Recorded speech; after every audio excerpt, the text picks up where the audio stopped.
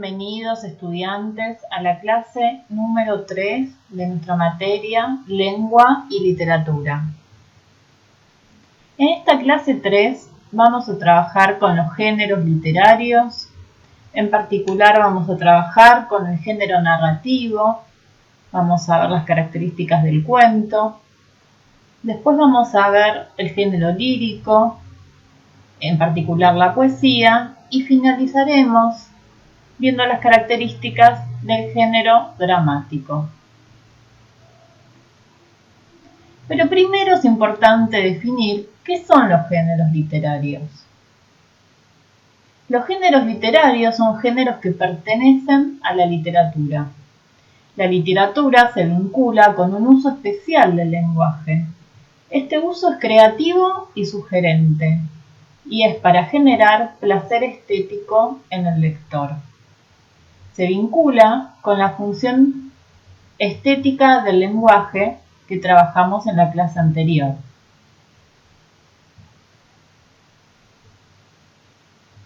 Bien, tenemos distintos tipos de géneros literarios. El género lírico, el género narrativo, el género dramático y también podemos hablar del género ensayístico, que no lo vamos a trabajar en particular, pero sí lo vamos a definir. El género lírico es el que se usa para expresar los sentimientos. En este género habla el autor, que es el yo lírico.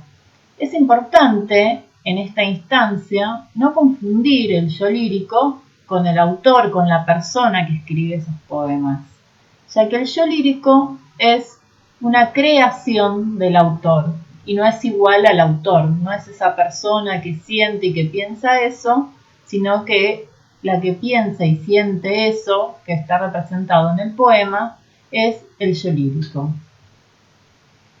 Después tenemos otro género, que es el género narrativo. Es el género que se usa para contar historias. En este género hablan el autor, está representado en la voz del narrador, y los personajes. Al género narrativo pertenecen los cuentos, las novelas, las fábulas, los mitos, etc. El género dramático es el género de las obras teatrales. En este género vamos a ver que hay muchísimo diálogo y son obras que se crean para ser representadas en un escenario por actores. Vamos a mencionar también el género ensayístico, que es un género que tiene características del género literario y se usa para mostrar opiniones. Sin embargo, no nos vamos a concentrar en el estudio de este género.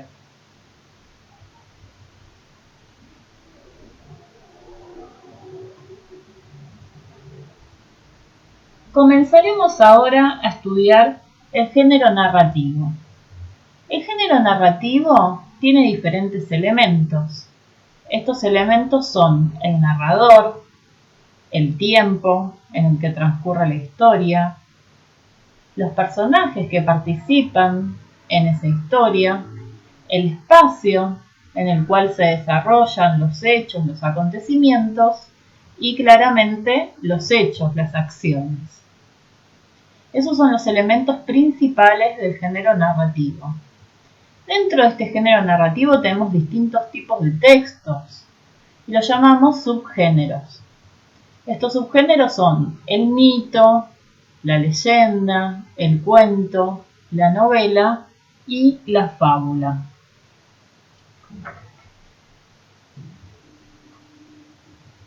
La característica fundamental de toda narración es que relata las acciones que los personajes llevan a cabo en un marco determinado. Este marco es el tiempo y el espacio en el cual ocurren estas acciones. Estas acciones pueden seguir o no un orden cronológico, pero siempre se trata de sucesos que aparecen encadenados, con una relación causal entre los hechos que conduce a un desenlace, generalmente la resolución de algún conflicto. En este sentido, podemos encontrar en todo género narrativo una estructura dada por una introducción, en la cual se presentan los personajes, el tiempo, el espacio, un desarrollo, en ese desarrollo ocurre el conflicto y un desenlace que tiene que ver con la resolución de ese conflicto.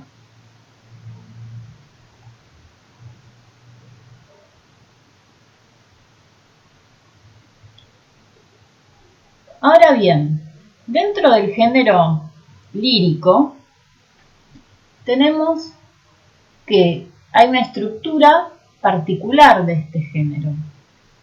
La estructura más tradicional es la de la poesía en versos. Los versos son cada una de las líneas que componen el poema. Esos versos se unen en distintos conjuntos y forman las estrofas. Las estrofas son los conjuntos de versos que aparecen separados por un espacio en blanco. Otras características formales de la poesía son la rima, el ritmo y la métrica. La rima, el ritmo y la métrica lo que hacen es darle musicalidad al poema. En este sentido, podemos pensar que los poemas se parecen bastante a las canciones, justamente por esta musicalidad. En cuanto a las características del contenido, vamos a ver que hay figuras literarias, después las vamos a estudiar, actitudes del hablante lírico, hay un objeto lírico y un temple anímico propio de la poesía. Las obras del género lírico son obras que se caracterizan por expresar de manera subjetiva la interioridad del ser humano. En el género lírico, en la poesía, el yo lírico expresa sus sentimientos. ¿Cómo están escritas? Generalmente estas obras están escritas en verso, aunque también existe la prosa poética. La prosa poética es un texto que no se divide en versos, es un texto como un cuento, pero que tiene el tono lírico de la poesía, la musicalidad y las imágenes poéticas. Pero en general, la mayor cantidad de poesías están escritas en verso. Como dijimos hace un rato, los poemas son expresados por un hablante lírico, por un yo poético. Y algunas de las formas históricas características de la poesía son la oda, el soneto, la balada y el romance.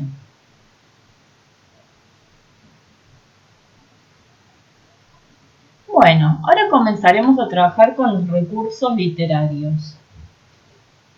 ¿Qué son los recursos literarios? Los recursos literarios consisten en alterar de manera intencionada la forma, el orden o el significado de las palabras para lograr que los textos resulten más expresivos.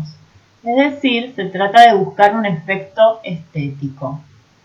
Son recursos utilizados por el poeta para embellecer su producción. Hay distintos tipos de recursos estilísticos o recursos literarios. Vamos a ver en primer lugar los tres más importantes. Los tres recursos estilísticos más importantes son la comparación, la metáfora y la personificación. ¿Qué es la comparación? Es la relación explícita entre un término real y uno imaginario, de cualidades análogas, es decir, de cualidades parecidas. Esta comparación está marcada típicamente por medio de un nexo comparativo que es como. También se utiliza el nexo comparativo cual. Un ejemplo de comparación es: las palabras brillan como piedras de colores. Entonces, en esta comparación se están comparando dos términos. Un término es las palabras. Otro término es piedras de colores y se utiliza el nexo comparativo como para unir estas dos partes o términos. Otro recurso estilístico es la metáfora.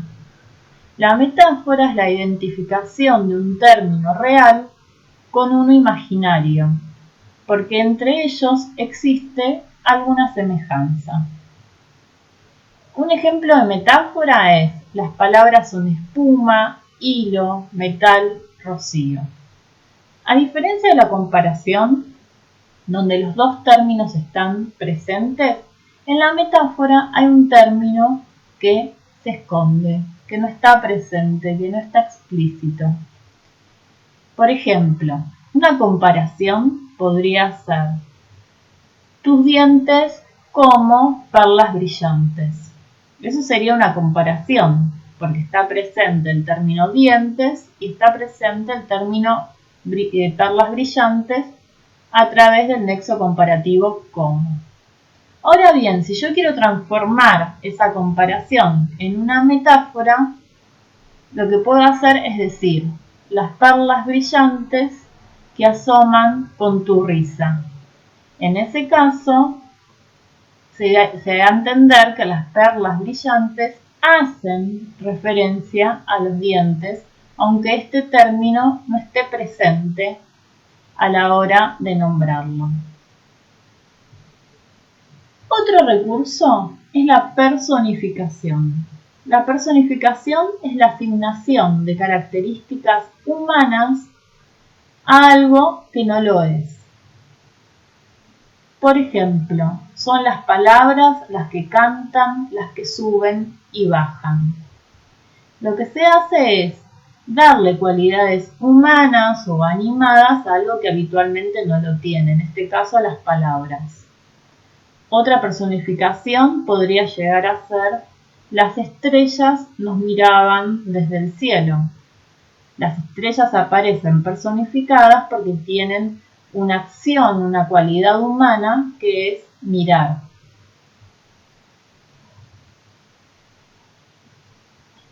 Otro recurso estilístico es la anáfora. La anáfora consiste en la repetición de una o varias palabras a principio de verso o frase. Ejemplo: rabia terrible me aqueja, rabia mortal me destruye, rabia que jamás me deja, rabia que nunca concluye. En este caso, lo que vemos es que en cada verso, en el inicio de cada verso, se repite la misma palabra, la palabra rabia. Otro recurso estilístico es la aliteración, que consiste en la repetición no de palabras, sino de sonidos, con la intención de imitar algún sonido de la realidad. Por ejemplo, en el silencio solo se escuchaba un susurro de abejas que sonaba. En estos versos lo que vemos es la reiteración del sonido de la S, que nos da una sensación parecido al susurro, al zumbido, al silencio.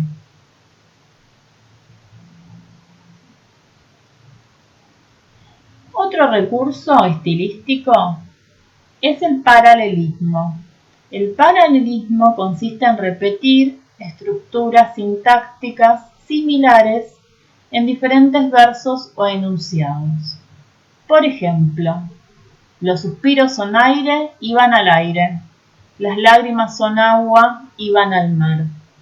Como podemos ver, la estructura sintáctica es la misma, y esta estructura está dada por el artículo. Al artículo le sigue el sustantivo, después le sigue el verbo, en este caso el verbo ser, y después le siguen otro sustantivo y sigue la estructura.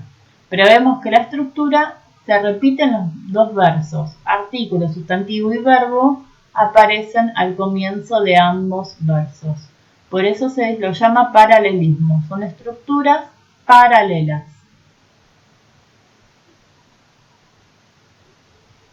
Otro recurso estilístico es el hipérbaton. consiste en alterar el orden de los elementos de la oración.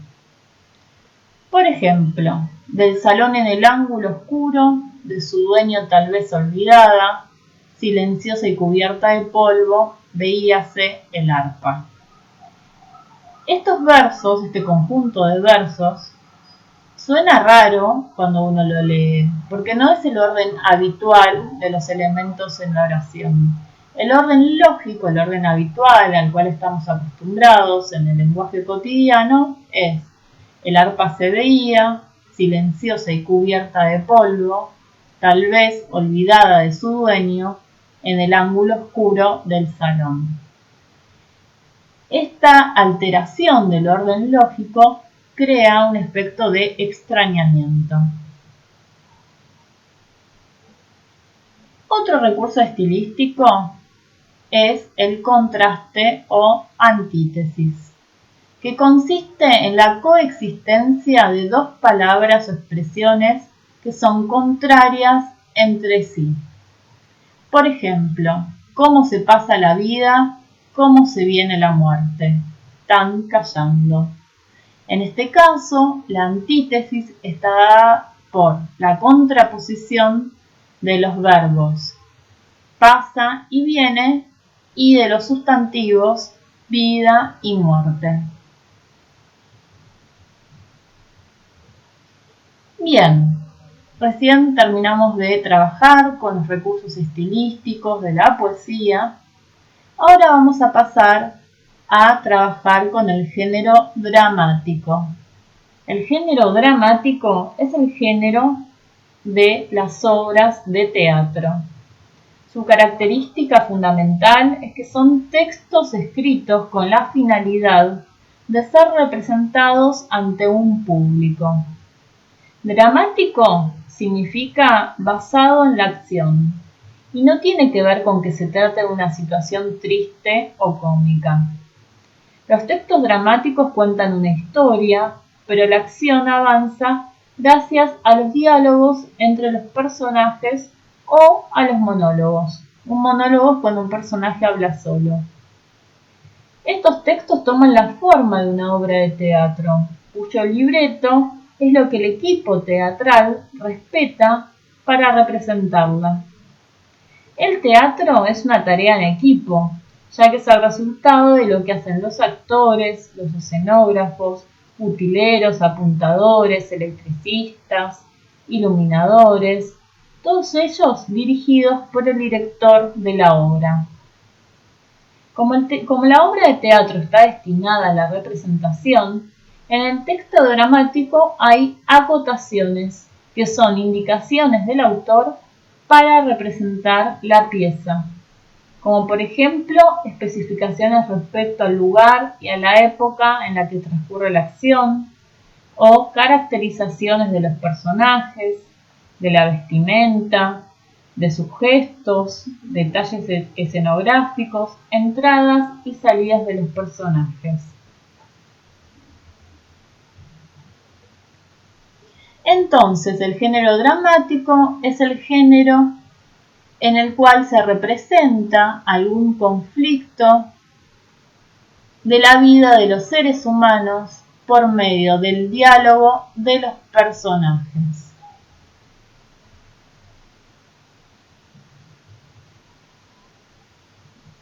Vamos a ver algunos de los elementos del lenguaje dramático. El lenguaje dramático se compone de diálogo.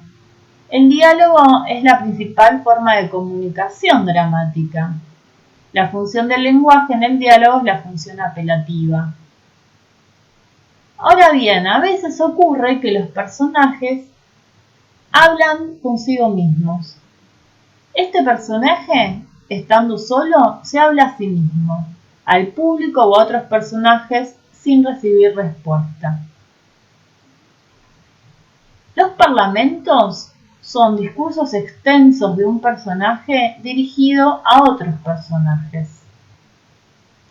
También tenemos el aparte, que es cuando un personaje está en escena con otros personajes y habla ya sea para sí mismo o para el público. Aparte del diálogo y del monólogo, que son parlamentos, también tenemos las acotaciones escénicas o didascalias. Las acotaciones escénicas corresponden a las indicaciones que da el dramaturgo para dirigir a los actores. Nos dan información sobre la forma de moverse, el tono de voz, las salidas o las entradas, el vestuario, etc. Si observamos una obra de teatro, vamos a ver en el texto que las acotaciones aparecen en un tipo de letra distinta, en general es una letra cursiva, y a veces aparecen en negrita. Eso al comienzo del texto y dentro del cuerpo textual aparecen entre paréntesis.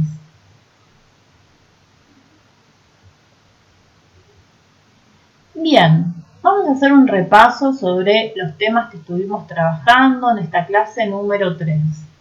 Esta clase número 3 abordó los géneros literarios, es decir, los géneros que pertenecen a la literatura. Trabajamos con 3 géneros, con el género narrativo, con el género lírico y con el género dramático. La intención comunicativa del género narrativo es relatar sucesos, es decir, relatar hechos, acontecimientos. Se caracteriza porque tiene un inicio o introducción, un nudo o conflicto y un desenlace. En el género literario narrativo vamos a encontrar párrafos en el texto. Ejemplos de textos narrativos son el cuento, la novela, la fábula, la leyenda y el mito. El género lírico tiene como intención recitar versos. Se caracteriza por tener musicalidad y ritmo dada por la rima. Los poemas no están formados por párrafos, como en el género narrativo, sino que los poemas están formados por versos y estrofas, salvo los poemas que están en prosa. Y ejemplos de textos del género lírico son los poemas y las canciones. El género literario dramático tiene como intención representar situaciones. Se caracteriza por utilizar diálogos y acotaciones escénicas o didascalias. En el género dramático vamos a encontrar actos y escenas. Y ejemplos de textos del género dramático son la obra de teatro, el guión y el libreto. Bueno, esto fue todo por hoy de esta clase número 3 que abordó los géneros literarios. Les recomiendo complementar la información de este video con la lectura del módulo o con lectura de cualquier fuente de información que ustedes quieran utilizar. Y cualquier duda nos pueden consultar. Gracias.